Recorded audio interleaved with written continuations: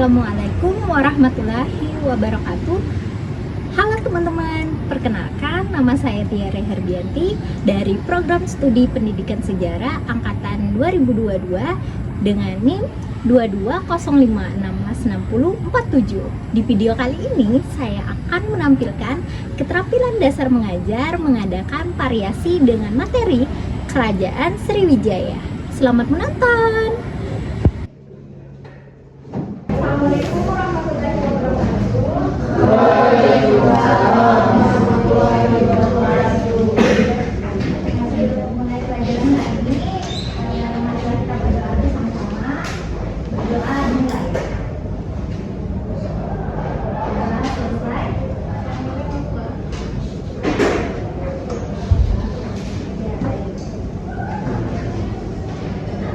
Kita mulai pelajaran. Ibu mau nanya gimana kabarnya hari ini? Alhamdulillah. Ada puasa semua kan? Puasa ya yang puasa. Oke. Lu kan tadi sudah buka puasa ya besok ya. Ibu akan menjelaskan tentang kerajaan apa nih? Kerajaan Sriwijaya. Nah, ada yang tahu nggak makna dari kata Sriwijaya? Ini ada dua kata ya. Yang pertama dulu nih ya, Sri. Sri Kualan. Ya, oke. Yang tahu? Imbasnya si Sri. Ya, benar sekali ya Mbak Citra. Jadi Sri itu artinya cahaya dan Wijaya itu artinya ada yang tahu? Berjaya. Ya, ya. Mungkin yang lain menjawab Zul. Kemenangan. Benar sekali. Ya, jadi Sriwijaya ini menurut bahasa Sanskerta berarti kecahayaan kemenangan atau kemenangan yang gemilang. Nah, di sini juga ada candi. Candi, ada yang tahu candi apa? Ya, Putri?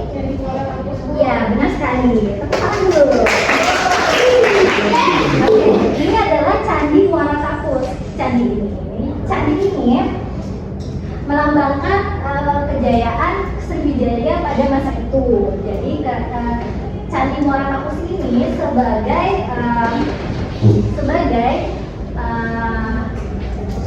ada yang tahu sebagai apa? Tempat ibadah. Ya, benar sekali. Tempat ibadah agama Buddha.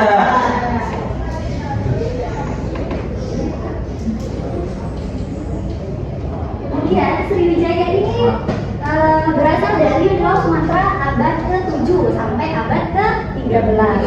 Nah, hadirnya Sriwijaya ini banyak sekali mempengaruhi perkembangan Asia Tenggara, terutama dalam kawasan Nusantara Barat. Nah, lokasi ibu kota Sriwijaya ini berada di Palembang, tepatnya itu di Muara Sungai Musi. Nah, pengaruh Sriwijaya ini mencakup Selat Malaka, Selat Sunda, Semenanjung Malaya hingga Laut Jawa. Oke, selanjutnya itu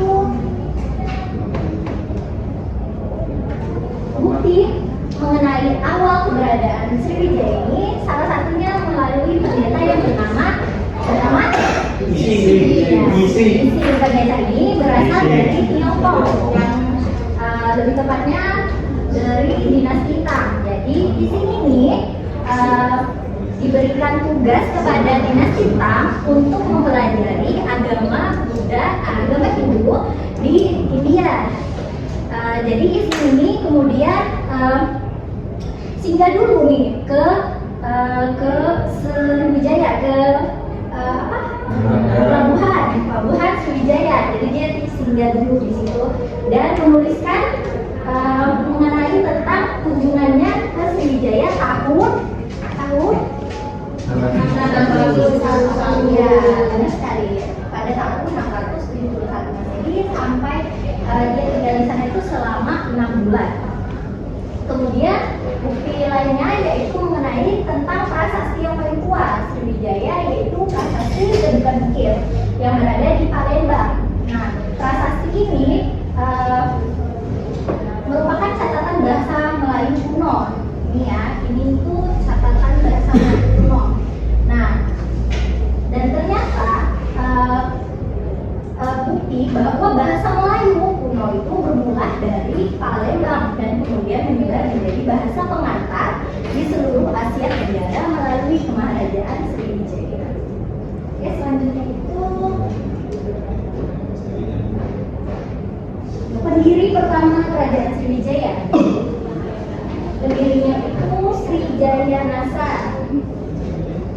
atau dikenal juga sebagai Sriwijaya Naga. Nah, jadi namanya itu tercatat di dalam prasasti Talangkuwo yang dunia sekitar tahun 684 Masehi dan juga prasasti Kedukan Bukit tahun 683 Masehi dan diberi gelar Dapuntahyang. Ada yang tahu Dapuntahyang apa? Doni? Lagi kita tuh. Dijelaskan ya. Jadi Dapuntahyang itu menurut bahasa Sanskerta yang itu merujuk kepada hal-hal yang mistis atau hal-hal spiritual dan supranatural seperti itu. Jadi konon katanya Sriwijaya ini sering sekali berhubungan dengan hal-hal seperti itu untuk mendapatkan kekuatan. Oke, selanjutnya itu faktor kemakmuran Sriwijaya. Yang pertama itu penguasaan jalur perdagangan. Nah, jalur perdagangan Sriwijaya ini melalui Selat Malaka dan Selat Sunda. Jadi orang-orang atau kerajaan lain yang mau berdagang itu akan ke Sriwijaya dulu. Nah, di situ Sriwijaya mengambil atau memberikan pajak kepada kerajaan-kerajaan lain. Nah, kemudian hubungan diplomatik. Jadi Sriwijaya ini banyak sekali melakukan hubungan diplomatik dengan kerajaan-kerajaan lain, seperti contohnya kerajaan Chola dari India dan kerajaan dinasti Tang tadi di Tiongkok. Kemudian kekayaan alam. Jadi Sumatera ini tempat Sriwijaya berdiri mempunyai kekayaan alam yang melimpah sampai ini Sumatera itu diberi gelar Suwarna Wipat atau bahasa Sanskertanya adalah Pulau Emas.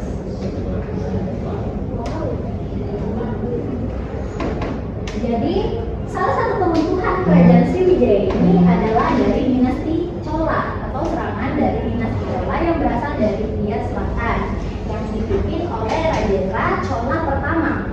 Nah, penyebabnya ini karena Sriwijaya ini memberikan pajak yang tinggi kepada kerajaan Chola atau dinasti Chola.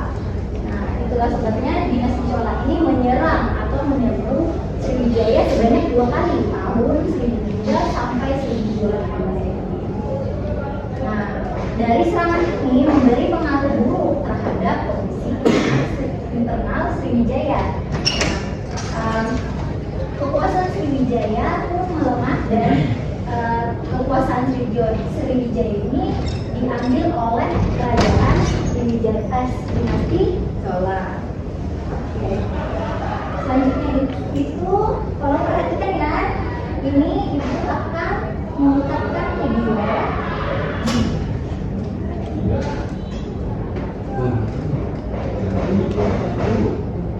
Merah ya.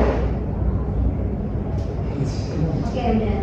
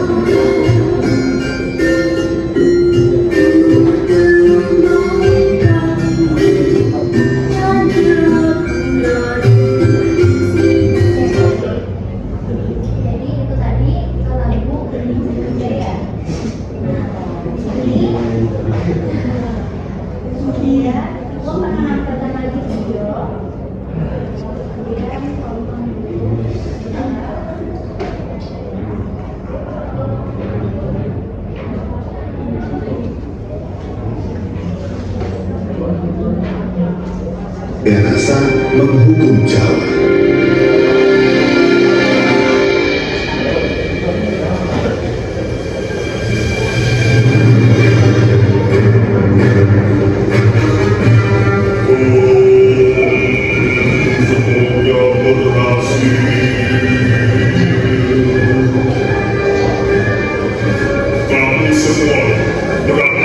Dalamnya, putra raja, bupati, panglima, tokoh lokal terkemuka, bangsawan, bawahan raja, hakim, pemimpin para guru.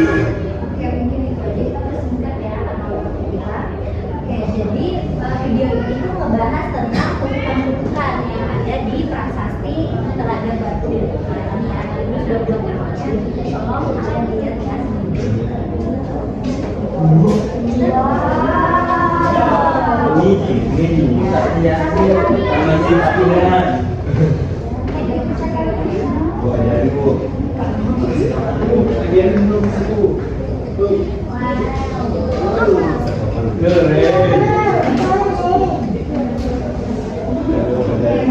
Itu aja pelajaran kita hari ini. Itu Pak Salman itu